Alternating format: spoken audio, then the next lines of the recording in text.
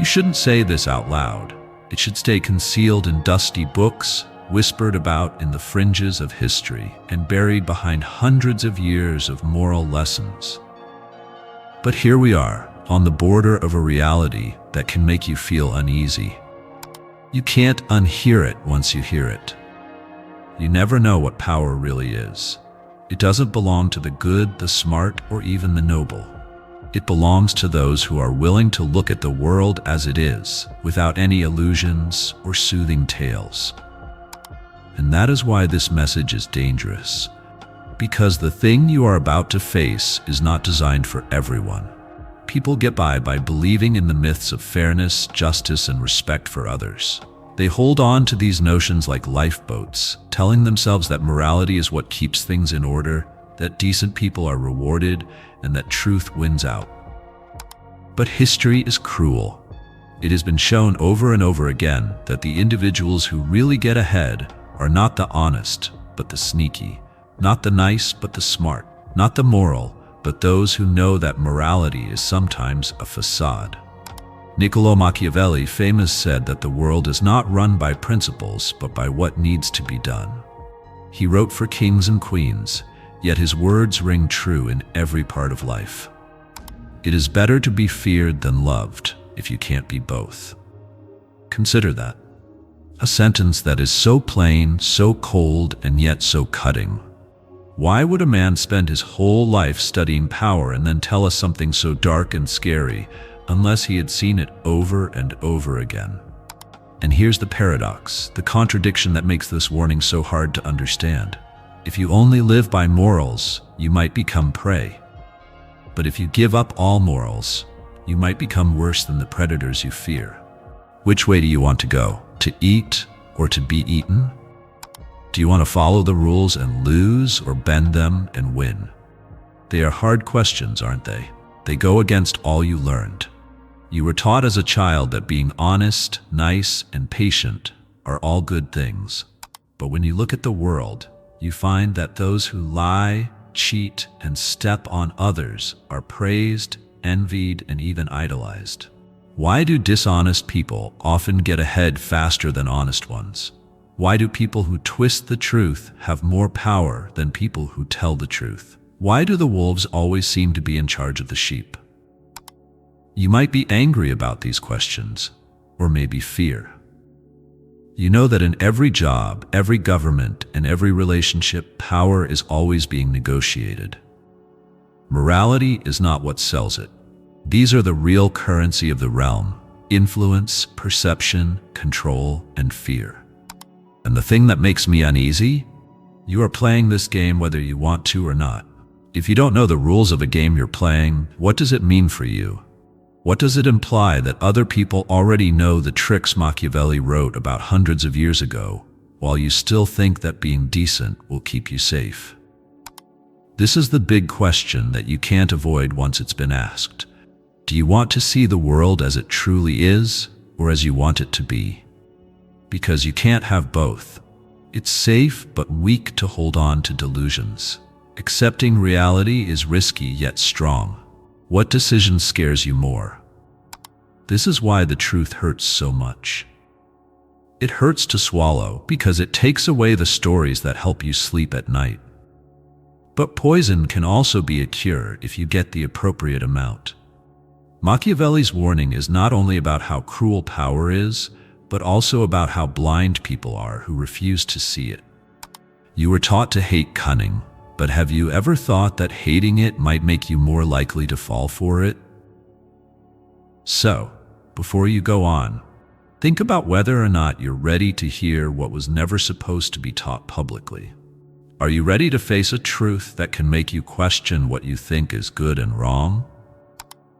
You can never go back to being innocent once you know how people really work, not how they act like they do. You will start to notice manipulation where others see charm. You will see ambition that is hidden behind humility. You will come to understand that morality is often not a basis, but a performance. And then you have to face the scariest truth of all. What are you going to do with this information? The warning has been made. The curtain is coming off. You now have the question, The biggest problem is not that individuals are corrupt or that they use each other. The real problem is much worse. You have been taught, conditioned, and shaped to overlook these facts. You were given a mask and commanded to wear it as soon as you were born. The mask of virtue, the mask of being decent, the mask of doing the right thing. But deep inside, your instincts tell you something darker. You feel jealous when someone else does well when you didn't. When someone hurts you and does well, you feel angry. You wish you could be as brave as some people are without thinking about it. But you bury these feelings because society tells you they are bad. Society says that only saints are worthy of praise, yet it covertly rewards the wolves who eat them. Carl Jung was aware of this concealed tension. He dubbed it the shadow, which is the part of your mind that holds all the things you don't want to think about. Your rage, your thirst for power, your selfish wants, and your need to be in charge. The shadow scares you because it goes against the way you want people to see you. But ignoring it won't make it go away. It makes it more powerful. The shadow oozes out in small ways, such passive hostility, hidden grudges, sabotaging others, and seeming to be good while wanting to be in charge. Why is this significant? Because the shadow is not simply a personal thing, it's a group thing. Whole societies refuse to accept their shadows. They make religions, rules, and moral codes to keep themselves from doing the things they are most afraid of. They build institutions that encourage lying and control while worshiping ideas of fairness and justice. When someone like Machiavelli says this, society gets angry. They say he's unethical, cynical, or even evil, since he has the guts to put out what everyone else does in secret. Friedrich Nietzsche said something similar when he said, "Wherever I found a living thing, there I found will to power." He took away the illusions and said that every action, no matter how noble it looks, is based on a need for power, control, or survival. He said that even love isn't always altruistic. Possession, envy, or the desire to be needed are often what drives it. People wrap up their instincts in moral clothes, but the truth is that the will to power drives everything. And this is where the paradox gets even stronger. You are advised to hate power, to stay away from manipulation, and to not be selfish. But at the same time, you live in a system that encourages those attributes. Isn't this the most dangerous trap of all? To get you to ignore the instincts that other people are using against you? Think about your job. The official story promises that honesty and hard work will get you ahead, but you know how it truly works now. The person who networks wisely, flatters the appropriate people, and gently undercuts their competition is often the one who rises. You see it happen, but you keep your disgust to yourself, assuring yourself that things will even out in the end. But deep down, you realize that they don't happen very often. Or ponder about politics. People cheer for honesty, yet the best leaders in history often got to the top by lying, making tough choices, and showing strength. Machiavelli did not create this, he only disclosed it. He saw the contradiction. People want morals, but they follow power. And those in charge know this duality. They tell people moral stories while being cruel behind the scenes. This concealed problem, the difference between what we believe and what we do, eats away at your mind. It makes you feel guilty when you want something, ashamed when you observe deception, and confused when you see hypocrisy rewarded. You are stuck between two worlds, the cozy lie of morality and the harsh fact of power. And this separation makes you weaker, because while you wait, people who don't wait move forward. What is the most dangerous part? You start to believe the deception.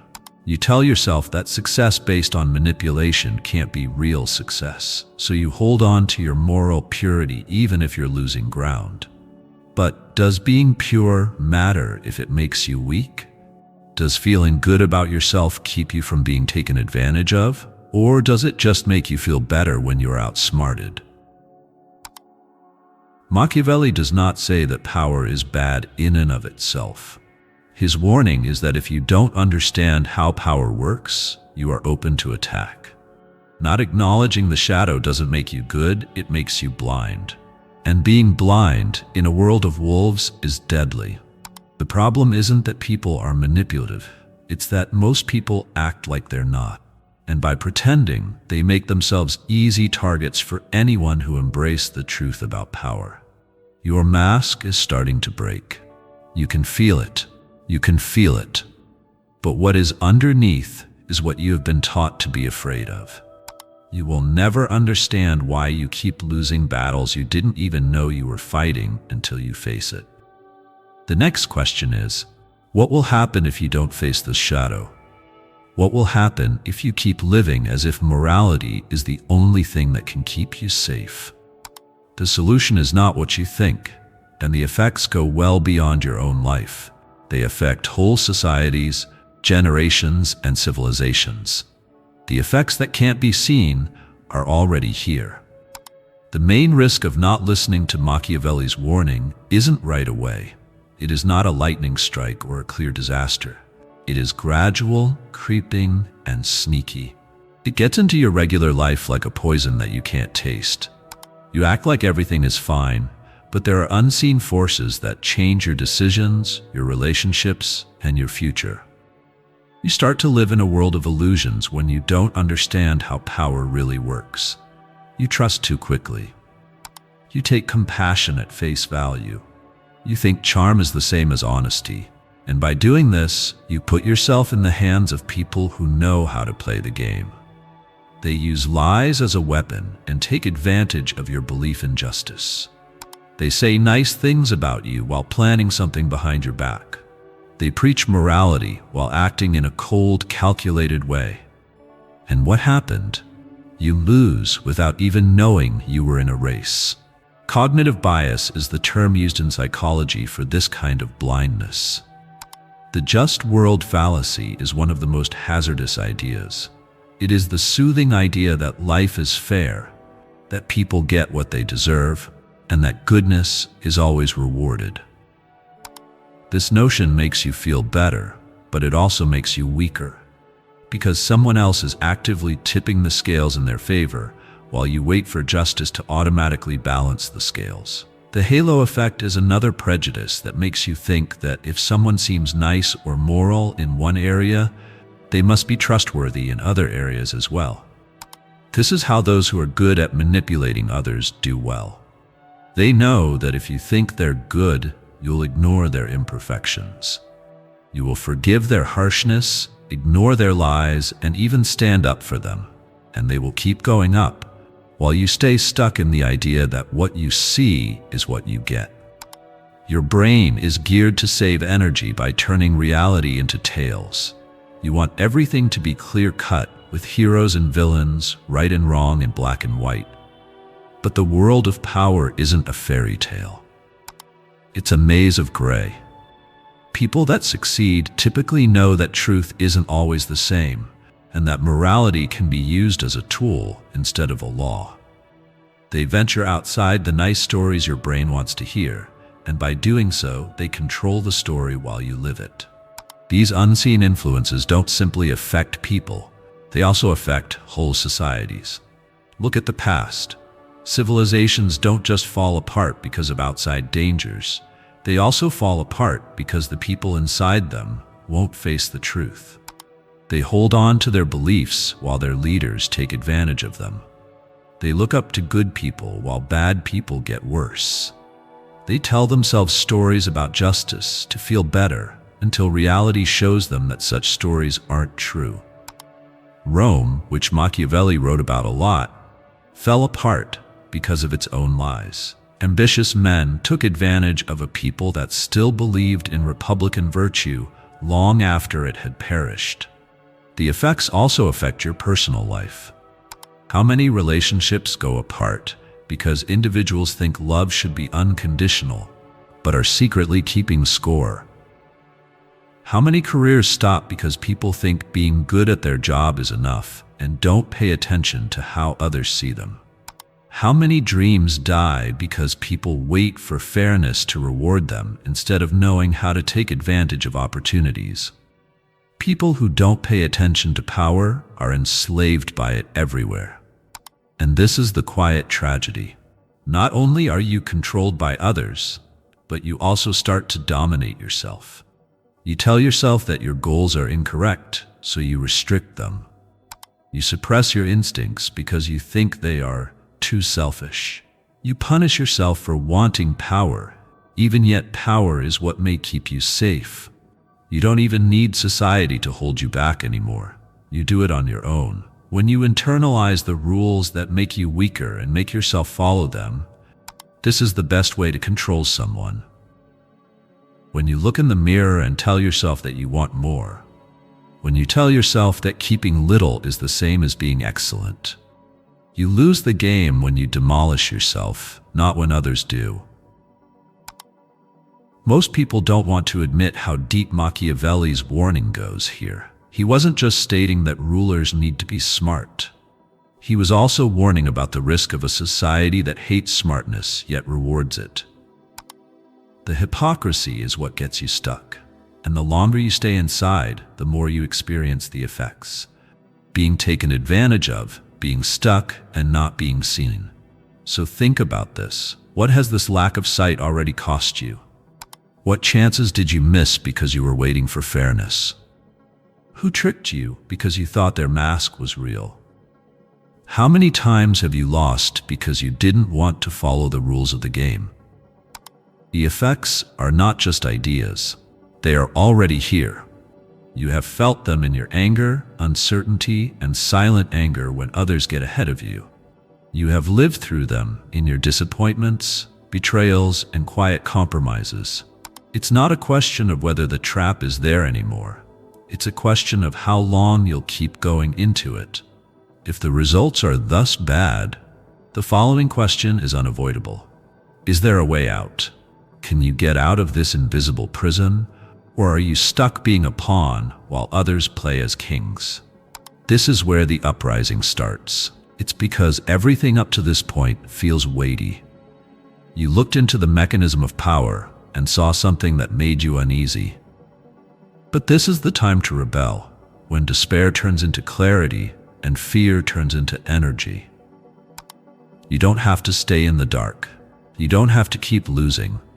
You can enter the secret architecture of influence and use it without being overwhelmed by it.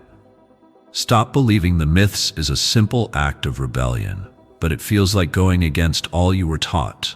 People in the world say that being decent is enough, that hard work will pay off.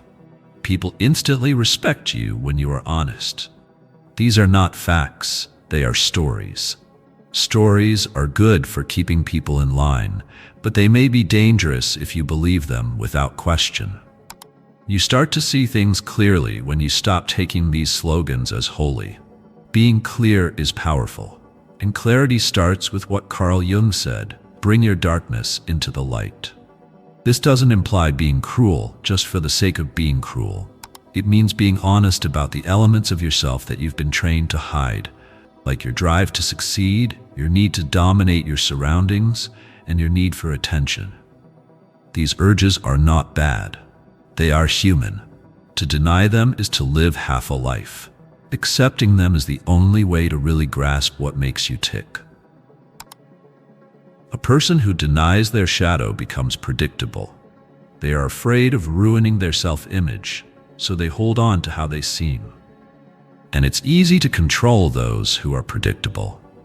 But someone who understands their shadow can't be caught off guard.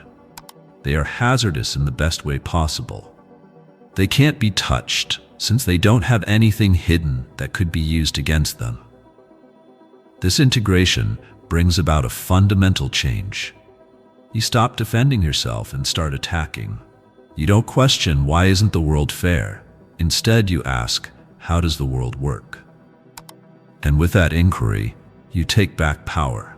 Machiavelli understood why people were rebelling.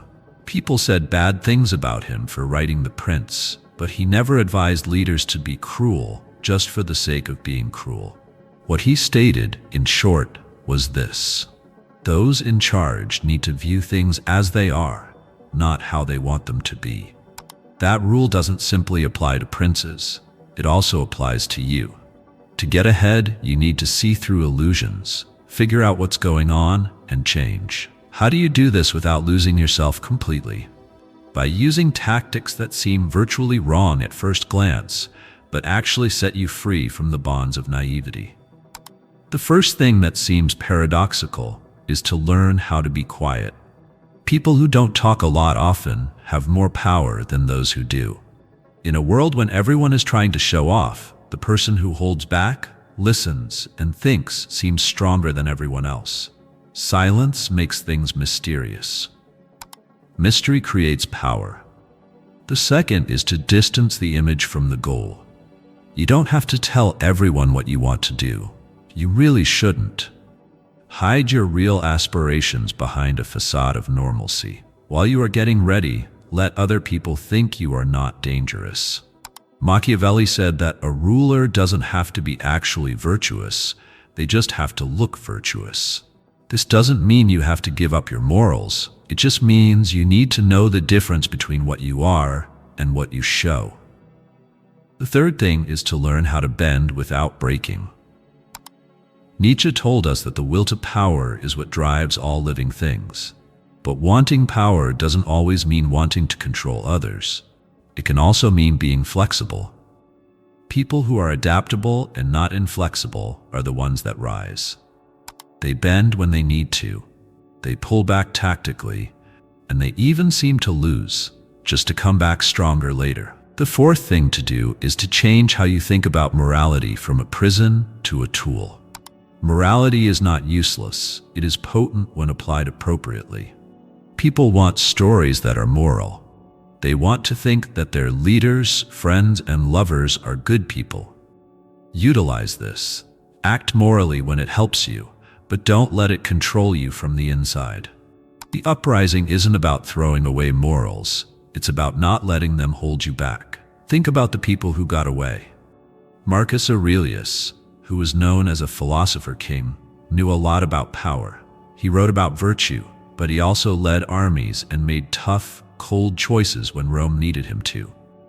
People admired Abraham Lincoln for being honest, but he was also a great strategist who was willing to utilize political tricks, half-truths, and brutal timing to keep the Union together. People remember successful people like Steve Jobs, Oprah Winfrey, and Elon Musk not just for how smart they were, but also for how they could manipulate people's perceptions, inspire belief, and have power. Do you notice the pattern? The rebellion is not about giving up on virtue, but about not blindly following it. It's about fully understanding human nature and playing the game with both eyes open. But here's the real secret. When you start this resistance, something amazing happens. You stop being manipulated and start noticing it everywhere. You see how ads take advantage of people's insecurities. You can see how politicians use fear as a weapon. You know when coworkers are trying to make you feel better. You may choose how you react instead of being controlled. You play along sometimes. You don't always give in. You sometimes utilize the same instruments for your own purposes. This knowledge is freedom. You won't feel like life is unfair anymore if you grasp the game. You stop expecting the world to give you what you want and start giving it to yourself by learning how to move in it. Yes, the rebellion sets you free, but freedom can be hazardous in and of itself. Without an anchor or a final understanding that balances power with meaning, revolt can turn into corruption, nothingness, and despair. That's why there is one last step. The most important truth. The last and most important thing that brings all of this together is not only how to break free from illusions, but also how to live after you have done so. And that epiphany is right in front of you. Everything has been about taking away illusions so far. You've had to face the harsh truths about power, the deception that lies behind morality, and the shadow that lives inside you. You now know how rebellion starts, not with violence, but with how people see things. But now comes the hardest part. What do you do with the information that you have after you see the world clearly? Because this is the most dangerous thing. Being aware without a plan leads to corruption. You could become empty if you absorb Machiavelli's principles, but don't use them for anything. You could become another manipulator or predator who preys on the vulnerable. Nietzsche cautioned against this abyss. When you remove illusions, when you dismiss false morals, and when you confront the unadulterated thirst to power, you endanger yourself with nihilism. You can think that nothing matters but being in charge. That is not freedom. It is a different sort of slavery. This is the last truth. Power without a goal destroys itself. It is true in history. Think about the tyrants who got to the top by being smart but fell apart because they were so empty. Power for its own sake causes paranoia, betrayal, and an insatiable greed. It takes everything from the person who uses it, leaving just ashes. But those who use their influence for a better purpose, those who discipline the shadow and turn ambition into something greater, are regarded not as predators, but as builders, visionaries, and leaders who outlast their own time. This is when Machiavelli's warning goes from being bad to being good. He never urged you to give up on morality permanently. He told you to learn about it, use it intelligently, and not let it control you. And once you understand this, you see that the greatest power is not being able to control others for their own purpose, but being able to control yourself. Remember Jung's shadow. Integration does not involve succumbing to your most sinister urges. Rather, it entails acknowledging them to prevent them from dominating you. When you admit that you are ambitious, greedy, and want to be in charge, they no longer have power over you in secret. You can tell them what to do on purpose. You can turn harmful impulses into strong discipline. And here the dilemma is solved. The same attributes that can bring you down can also lift you up, but only if you know how to use them. Ruthlessness turns into drive. Manipulation turns into strategy. Caution arises from fear. Desire turns into vision. The same things that keep the blind in chains free the conscious. So the real fact is not just that power rules the planet. That was only part of the warning. The underlying reality is that the best throne you can sit on is the one inside you. No outside force can really control you if you are in charge of your own kingdom. Your instincts, your impulses, and your paradoxes. Marcus Aurelius said this when he said, "You have power over your mind, not outside events." If you understand this, you will discover strength. This sounds very different from Machiavelli, but it fits his idea well. Machiavelli shows you the battlefield, but Marcus Aurelius shows you the castle. One shows you how to use power, the other shows you where to put it so it doesn't eat you alive. When you put together Machiavelli's realistic ideas and the Stoics' ideas on inner mastery, you get something new and exciting. You view the world as it really is without any illusions. You can see manipulation, lying, and ambition for what they really are. But you also don't want to let them take over your life. You have power, but it doesn't own you. You play the game, but you never get lost in it. This is the last act of rebellion, to walk among wolves without becoming one, to see through lies without being cynical, and to have power without being held by it. Think about what your life might be like if you lived from this position of inner freedom. If you stopped waiting for things to be fair, if you stopped being afraid of your shadow, if you stopped rejecting how power works, would you finally take on the duties of leader, creator, and builder that you've been avoiding? Would you quit being invisible in places where what you do affects your future? Would you cease being afraid when you see someone being sneaky because you now know what to do? The final revelation is not merely an academic one. It is also an existential one. It's about learning how to be dangerous in the proper manner. Not dangerous because you want to hurt people, but because the lies that keep other people from being hurt don't work on you. Not dangerous because you manipulate constantly, but because you can't be manipulated without your permission. Dangerous because you can see, and once you can see, you can never be led blindly again. This is why Machiavelli's comments feel wrong and why they sound like a warning. Not everyone can use them. They break dreams that are too weak to stand up to them.